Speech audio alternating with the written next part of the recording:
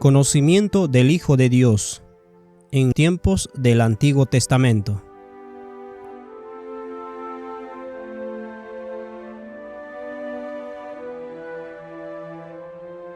En conversaciones a menudo se me confronta con la idea de que Jesús se convirtió en el Hijo de Dios en el momento de su nacimiento de María. El punto de vista de que la filiación no fue más que un trabajo con el cual Jesús cumplió su tiempo aquí en la tierra me ha sido presentado a menudo. También se argumenta que en el Antiguo Testamento el Hijo de Dios en realidad no aparece. ¿Esto es verdad? Hace poco leí el testimonio de Natanael, el discípulo de Jesús, que se encuentra en Juan 1:49. Respondió Natanael y le dijo: Rabí, tú eres el Hijo de Dios, tú eres el Rey de Israel. Me pregunté, ¿cómo supo Natanael que Jesús era el Hijo de Dios? En ese momento, Jesús recién había sido bautizado y no había empezado a enseñar todavía. Si de verdad hubiese sido un hecho desconocido en aquel tiempo de que el Mesías esperado sería el Hijo de Dios, ¿por qué entonces Natanael respondió de aquella manera espontánea y entusiástica? Ellen de White escribe que anteriormente él había estado orando bajo la higuera, deseoso de conocer si Jesús era el Mesías prometido. Entonces, cuando se encontró con Jesús, y Jesús le dijo: antes que Felipe te llamara, cuando estabas debajo de la higuera te vi, Natanael respondió inmediatamente: Rabí, tú eres el Hijo de Dios, tú eres el Rey de Israel. ¿Por qué Natanael no dijo simplemente: Rabí, tú eres el Mesías? Para Natanael parecía bastante normal que el Mesías también fuese el Hijo de Dios. Un poco antes, Felipe había venido a él y le había dicho: hemos hallado a aquel de quien escribió Moisés en la ley y los profetas, a Jesús, el hijo de José de Nazaret. Luego de un breve momento de duda, Natanael se convenció y exclamó: Rabí, tú eres el Hijo de Dios, tú eres el Rey de Israel. Si examinamos los siguientes testimonios, parecería obvio que en las mentes de los israelitas el término Mesías o Cristo estaba conectado con el conocimiento de que Él sería el Hijo de Dios. Por ejemplo, la declaración de Pedro en Juan 6:69. Y nosotros hemos creído y conocemos que tú eres el Cristo, el Hijo del Dios viviente. O de Marta, la hermana de María y Lázaro, en Juan 11:27. Le dijo: sí, Señor, yo he creído que tú eres el Cristo, el Hijo de Dios, que has venido al mundo. O del amado discípulo Juan, en el libro de Juan 20:31. Pero estas se han escrito para que creáis que Jesús es el Cristo, el Hijo de Dios, y para que, creyendo, tengáis vida en su nombre. Incluso el sumo sacerdote Caifás mencionó el término Hijo de Dios en conexión con el cargo del Mesías. Esto vemos en Mateo 26:63. Mas Jesús callaba. Entonces el sumo sacerdote le dijo: te conjuro por el Dios viviente que nos digas si eres tú el Cristo, el Hijo de Dios. El término Mesías o Cristo siempre se menciona junto con el término Hijo de Dios. Cuando dedicamos un tiempo para estudiar la historia de la salvación en los escritos de Ellen de White, descubriremos que hubo durante siglos un conocimiento corporativo entre los patriarcas y el pueblo de Israel de que el Mesías sería el único Hijo unigénito de Dios. Volvamos atrás hasta el principio. ¿Qué sabía Adán acerca del Hijo de Dios? Leemos en Historia de la Redención, página 22, párrafo 3. Adán y Eva estaban encantados con las bellezas de su hogar edénico.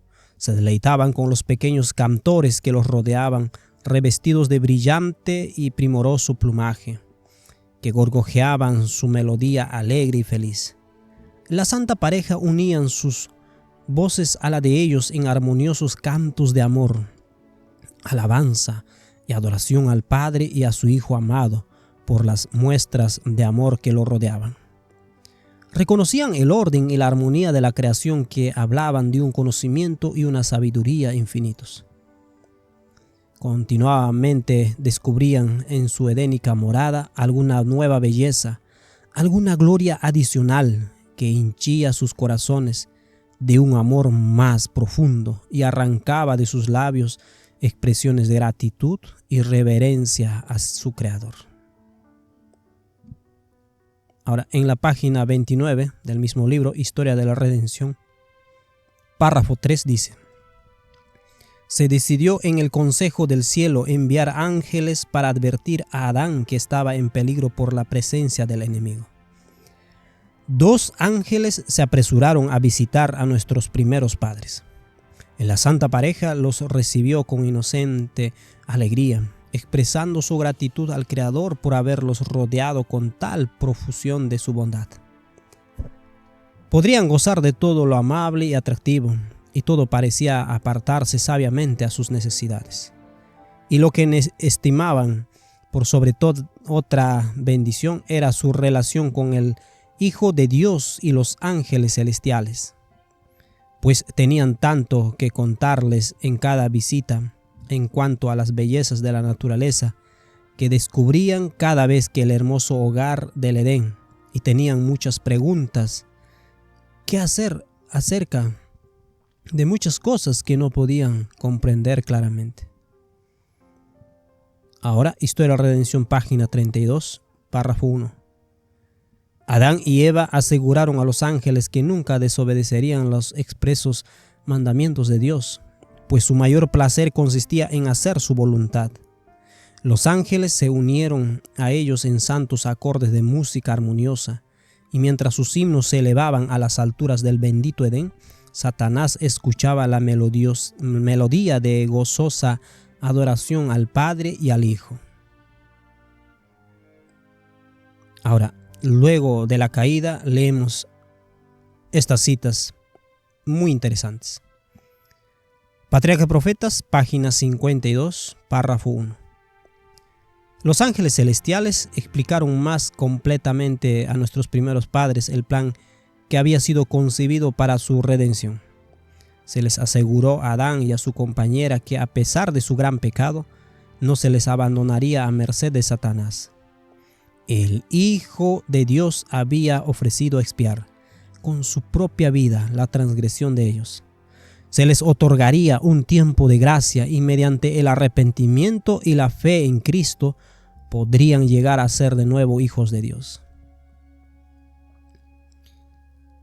El sacrificio exigido por su transgresión reveló a Adán y a Eva el carácter sagrado de la ley de Dios, y comprendieron mejor que nunca la culpa del pecado y sus horrorosos resultados. En medio de su remordimiento y angustia, pidieron que la pena no cayese sobre aquel cuyo amor había sido la fuente de todo su regocijo, que más bien cayera sobre ellos y su descendencia. Se les dijo que, como la ley de Jehová es el fundamento de su gobierno en el cielo y en la tierra, ni aun la vida de un ángel podría aceptarse como sacrificio por la transgresión de ellos. Ninguno de sus preceptos podía abolirse o cambiarse para ajustarse al hombre en su condición caída. Pero el Hijo de Dios, que había creado al hombre, podía expiar su falta. Así como la transgresión de Adán había traído desgracia y muerte, el sacrificio de Cristo traería vida e inmortalidad. Leemos también en el libro La Verdad sobre los Ángeles, página 64, párrafo 4. Cuando Adán y Eva se dieron cuenta de cuán exaltada y santa es la ley de Dios, cuya transgresión requería un sacrificio tan costoso para salvarlos de la ruina junto con su posteridad, rogaron que se les permitiera morir o que sus descendientes experimentaran el castigo de su transgresión, antes que el amado Hijo de Dios hiciera un sacrificio grande. Historia de la Redención, página 51, párrafo 2, dice: cuando Adán, de acuerdo con las indicaciones especiales de Dios, presentó una ofrenda por el pecado. Fue para él una ceremonia sumamente penosa.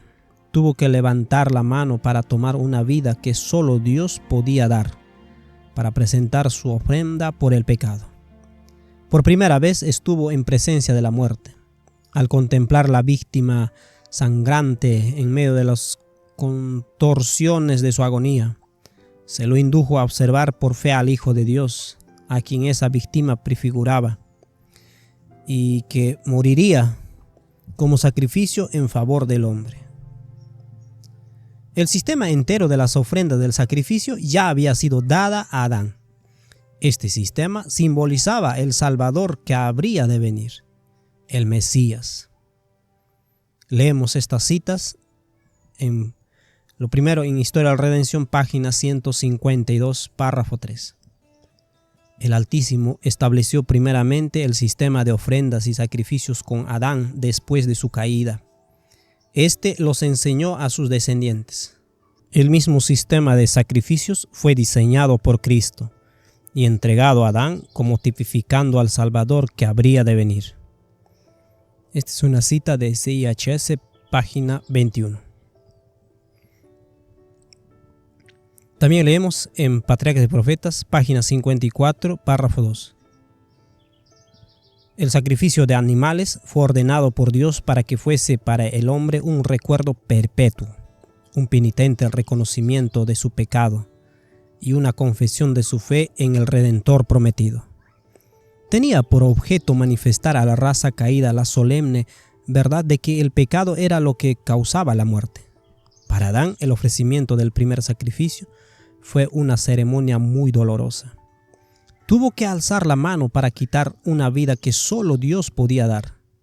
Por primera vez iba a presenciar la muerte y sabía que si hubiese sido obediente a Dios, no la habrían conocido el hombre ni las bestias. Mientras mataba a la inocente víctima, temblaba al pensar que su pecado haría derramar la sangre del Cordero Inmaculado de Dios. Esta escena le dio un sentido más profundo y vívido de la enormidad de su transgresión, que nada sino la muerte del querido Hijo de Dios podía expiar. Y se admiró de la infinita bondad que daba semejante rescate para salvar a los culpables. Una estrella de esperanza iluminaba el tenebroso y horrible futuro y le libraba de una completa desesperación. También leemos en el mismo libro un párrafo antes. En esa forma se revelaron a Adán importantes acontecimientos que se producirían en la historia humana. Desde el tiempo en que fue pronunciada la sentencia divina en el Edén hasta el diluvio, y desde allí hasta el primer advenimiento del Hijo de Dios. Se le mostró que, si bien el sacrificio de Cristo tendría suficiente valor para salvar a todo el mundo, muchos escogerían una vida de pecado más bien que del arrepentimiento y obediencia. Está claro que a Adán se le había enseñado el plan de salvación, y él entendía que el Hijo de Dios vendría a esta tierra para morir por la raza humana.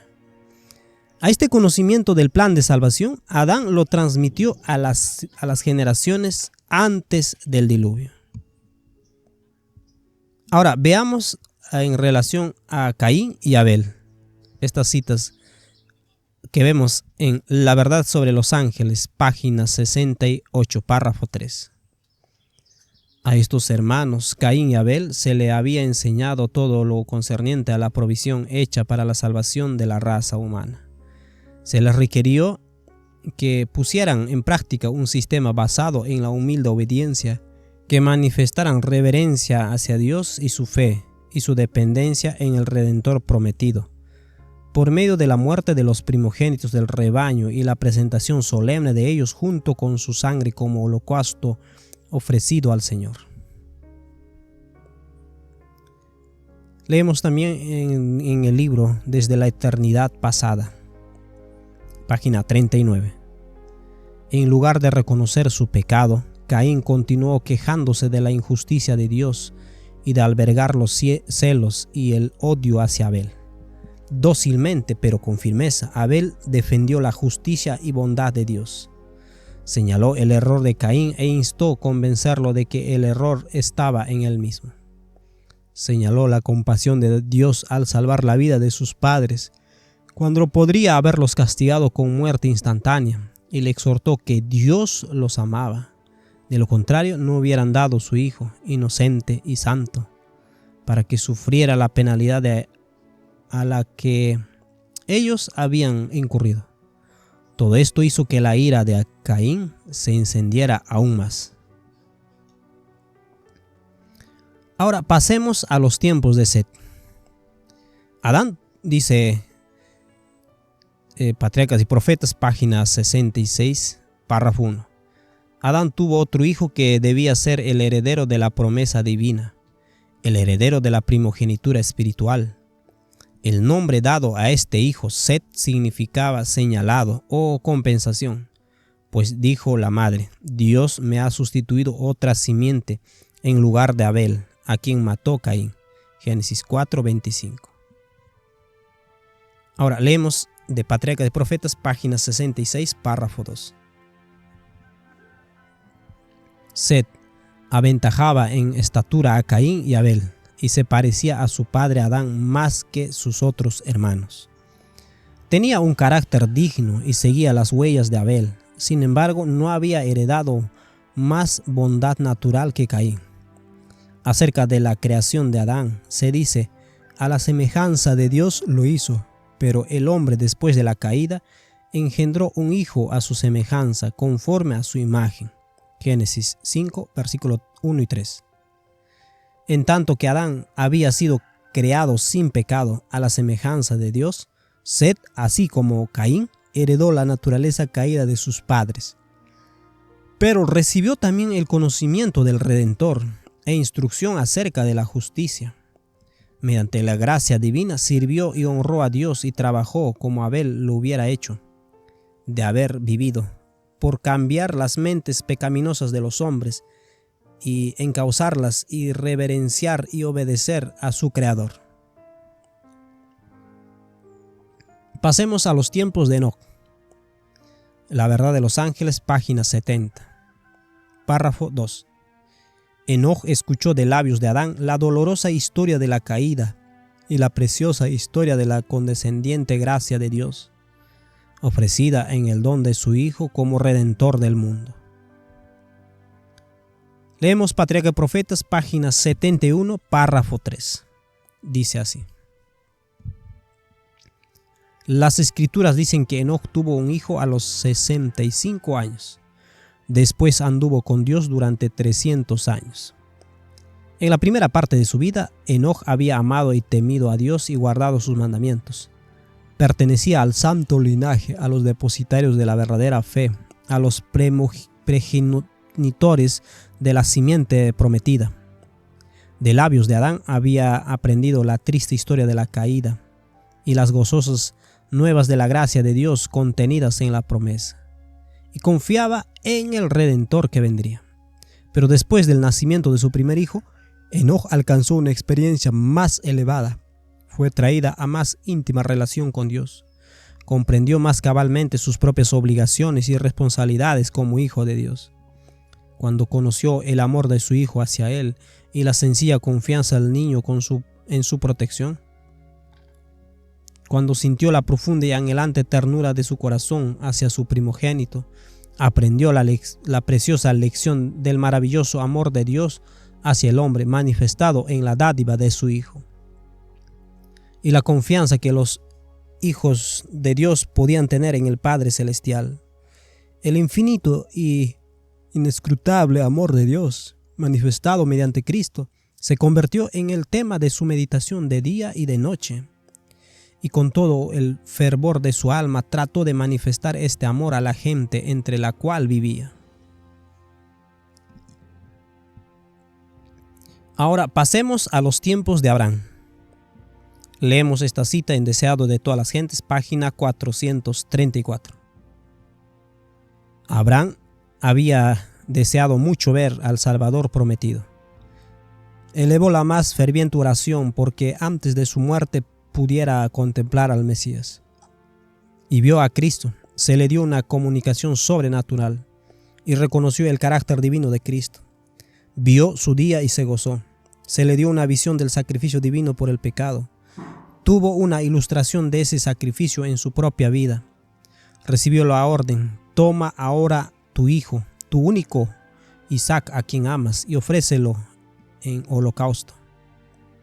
Sobre el altar del sacrificio colocó al hijo de la promesa, el hijo en el cual se concentraba sus esperanzas. Entonces, mientras aguardaba junto al altar con el cuchillo levantado para obedecer a Dios, oyó una voz del cielo que le dijo: no extiendas tu mano sobre el muchacho ni le hagas nada, que ya conozco que temes a Dios, pues que no me rehusaste tu hijo, tu único. Se le impuso esta terrible prueba a Abraham para que pudiera ver el día de Cristo y comprender el gran amor de Dios hacia el mundo, tan grande que para levantarlo de la degradación dio a su hijo unigénito para que sufriera la muerte más ignominiosa. También leemos Patriarcas y Profetas, página 134, párrafo 1. Dos de los mensajeros celestiales se marcharon dejando a Abraham solo con aquel a quien reconocía ahora como el Hijo de Dios. Y el hombre de fe intercedió en favor de los habitantes de Sodoma. Una vez los había salvado mediante su espada, ahora trató de salvarlos por medio de la oración. Lot y su familia habitaban aún allí, y el amor desinteresado que movió a Abraham a rescatarlo de los elamitas trató ahora de salvarlo de la tempestad del juicio divino, si era la voluntad de Dios. Deseado de todas las gentes, página 434, párrafo 3. Dice: Abraham aprendió de Dios la mayor lección que haya sido dada a los mortales. Su oración, porque pudiera ver a Cristo antes de morir, fue contestada. Vio a Cristo. Vio todo lo que el mortal puede ver y vivir. Mediante una entrega completa, pudo comprender esa visión referente a Cristo. Se le mostró que al dar a su Hijo unigénito para salvar a los pecadores de la ruina eterna, Dios hacía un sacrificio mayor y más asombroso que el que jamás pudiera hacer el hombre. Avanzamos a los tiempos de Moisés. Profetas y Reyes, página 504. Mediante Moisés, Dios recordaba constantemente a Israel su propósito de enviar a su Hijo como redentor de la humanidad caída.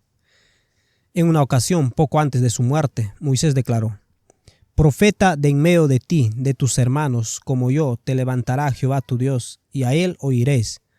Moisés había recibido instrucciones claras en favor de Israel concernientes a la obra del Mesías venidero.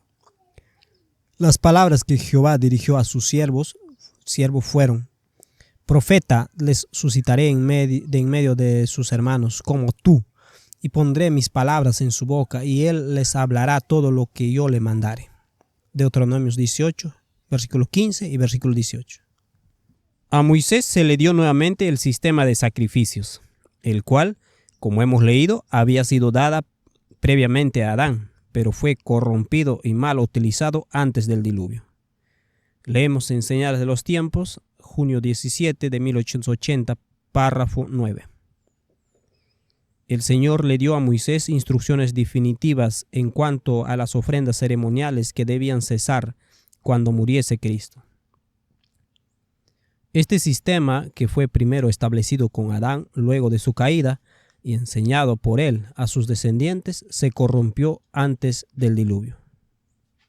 Las ofrendas del sacrificio constituían un recordativo perpetuo de la venida de un Salvador. A lo largo de la historia de Israel, cada día la gente era enseñada, por medio de tipos y sombras, las grandes verdades de Cristo como Redentor, Sacerdote y Rey. Fue el Hijo de Dios quien dio a nuestros primeros padres la promesa de la redención. Fue el quien se reveló a los patriarcas, Adán, Noé, Abraham, Isaac, Jacob y Moisés, comprendieron el Evangelio. Buscaron la salvación por medio del sustituto y garante del ser humano. Estos santos varones de antaño comulgaron con el Salvador que iba a venir al mundo en carne humana, y algunos de ellos hablaron cara a cara con Cristo y con ángeles celestiales. Lo último que leemos está en Patriarcas y Profetas 381, párrafo 1. Podemos ver claramente que los patriarcas y los hebreos sabían que el Redentor que habría de venir, el Mesías, sería el único Hijo unigénito de Dios. Comprendían el Evangelio. Este conocimiento era común para la gente y se sustentaba y fortalecía a diario mediante el servicio de sacrificios y por medio de otras leyes, tales como la dedicación del primogénito. Veamos aquellas citas que hablan de esto. Deseado de todas las gentes, página 34, párrafo 4. La dedicación de los primogénitos se remontaba a los primeros tiempos. Dios había prometido el primogénito del cielo para salvar al pecador. Este don debía ser reconocido en toda familia por la consagración del primer hijo. Había de ser dedicado al sacerdocio como representante de Cristo entre los hombres. También en la página 35, párrafo 3 del mismo libro dice: así que la ley de presentar a los primogénitos era muy significativa. Al par que conmemoraba el maravilloso libramiento de los hijos de Israel por el Señor, prefiguraba una liberación mayor que realizaría el unigénito Hijo de Dios. Así como la sangre rociada sobre los dinteles había salvado a los primogénitos de Israel, tiene la sangre de Cristo poder para salvar al mundo. Cuando ocurrió la primera Pascua, ellos entendieron que la sangre sobre los dinteles representaba la sangre del Hijo de Dios. Veamos estas citas que hacen alusión a esto. Esta es de La Única Esperanza, página 16, párrafo 6 y párrafo 8. El Señor le dijo a Moisés que cada familia israelita debía matar un cordero y poner un poco de la sangre sobre los postes y el dintel de las puertas de sus moradas. Esta era una señal para que el ángel de la muerte pasara por alto las casas de los israelitas y destruyera solamente a los orgullosos y crueles egipcios. Párrafo 8. Esta sangre de la Pascua representaba para los judíos la sangre de Cristo. A su debido tiempo, Dios mandaría a su querido Hijo para ser sacrificado como cordero, con el fin de que todos los que creyeran en él pudieran ser salvos de la muerte eterna. Así, cada vez que una familia de Israel llevaba a su primogénito al templo, debía recordar que esos hijos habían sido protegidos de la plaga y que todos podían salvarse del pecado y la muerte eterna. Leemos también en el Espíritu de Profecía, volumen 2, página 36, párrafo 1. La gente que celebraba esta ordenanza, es decir, que se refiere a la Pascua, fue instruida a asociar el sacrificio del cordero con la futura muerte del Hijo de Dios. La sangre que marcaba los dinteles de sus casas era el símbolo de la sangre de Cristo. Ahora, ¿qué hay de la serpiente sobre la bandera, sobre el asta? Veamos esta cita que encontramos en Señales de los Tiempos, 28 de octubre del año 1880, párrafo 18. El pueblo de Israel bien sabía que en aquella semblanza de serpiente no había virtud sanadora. Sabían que era solo un símbolo del Hijo de Dios y que la fe en la palabra divina y la acción inmediata sería el poder de salvación para ellos.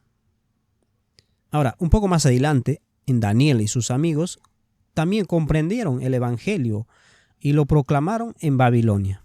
Leemos estas citas primeramente en Cristo Triunfante, página 180, párrafo 3. Los cautivos hebreos le habían hablado a Nabucodonosor de Cristo, el Redentor que había de venir, y a partir de la descripción recibida, el monarca reconoció la forma del cuarto en el horno ardiente como la del Hijo de Dios.